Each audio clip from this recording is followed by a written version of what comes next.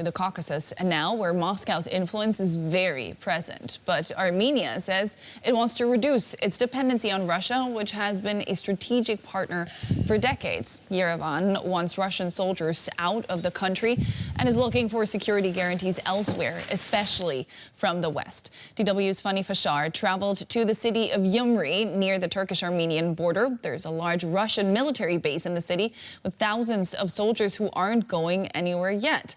Russia is withdrawing from other parts of the country, but that's leaving many concerned about their security. The best sellers here are these badges, including those with a Z, the notorious symbol of Russia's invasion of Ukraine.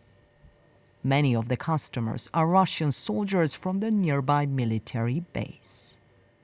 But we are not in Russia. This is Armenia. The shopkeepers are worried about their business. They don't want to be filmed. After the war in Ukraine began, our business dropped slightly because the soldiers were taken from here to Ukraine.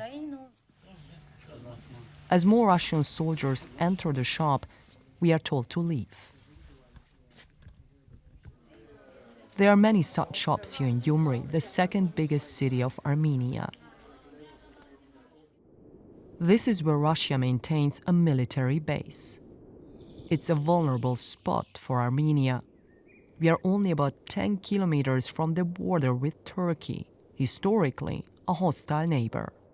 We are not allowed to film here, but we can get close enough to see Putin's message at the entrance.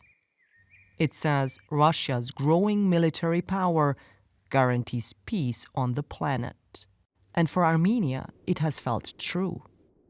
It long depended on Russia as a strategic partner to protect against Azerbaijan and Turkey.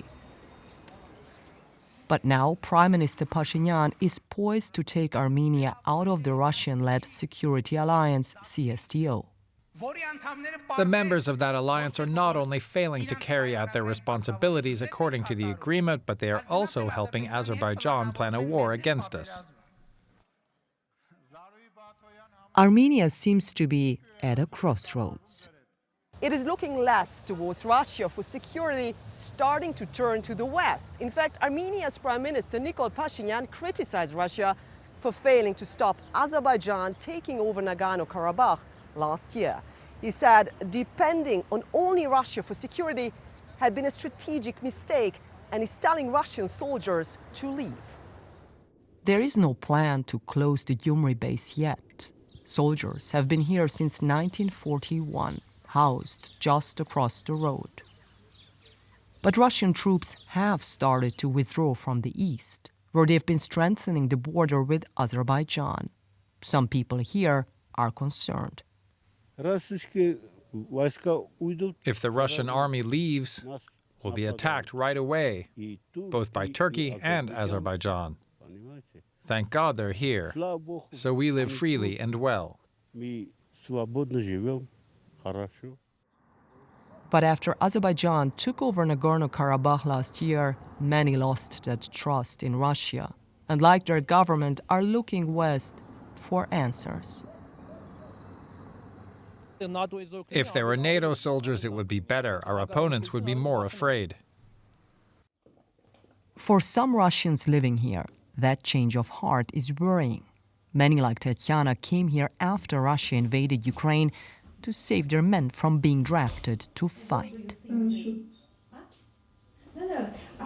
You tell me a few adjectives like heavy, wooden, useful. And then I say chair. She's an English teacher who fled with her husband and son. But she's concerned. The complicated situation here may mean they have to leave again.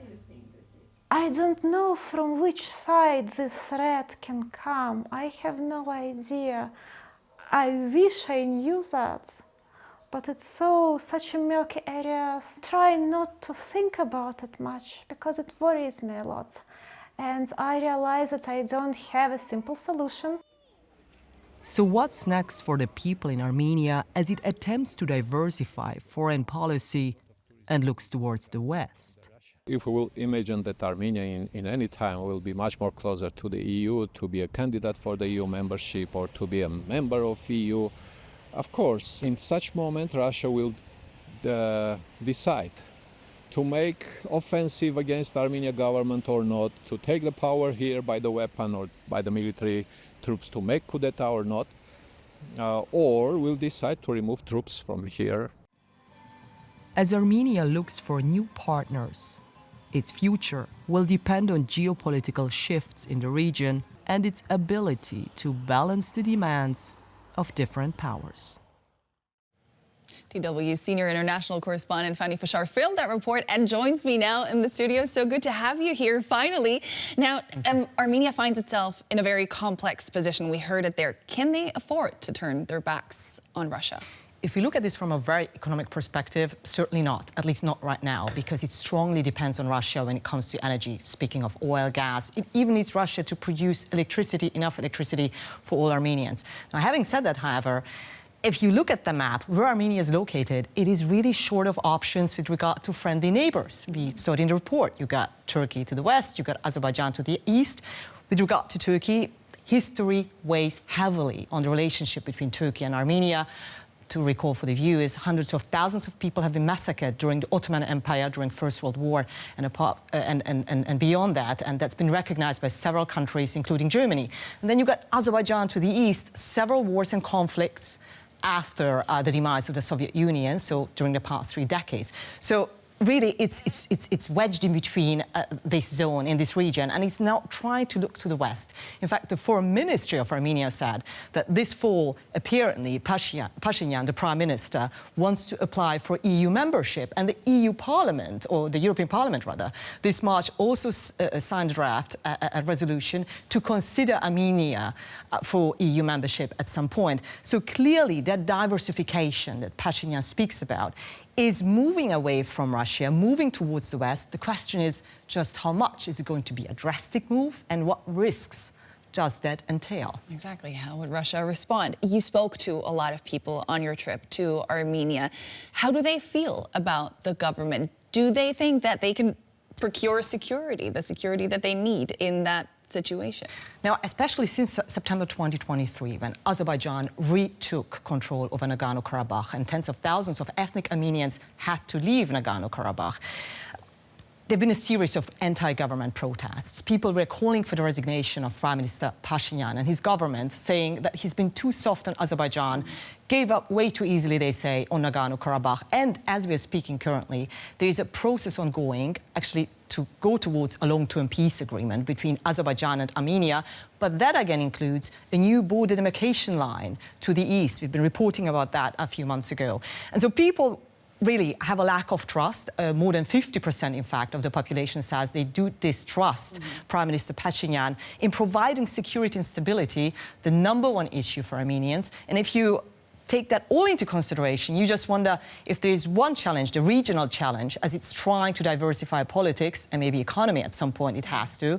What about the domestic issues as well? There are no elections until 2026, but unless, we just have to see what these protests will result in. Yeah, not to be underestimated, the domestic pressure. That was Fani Fashar. Thank you so much.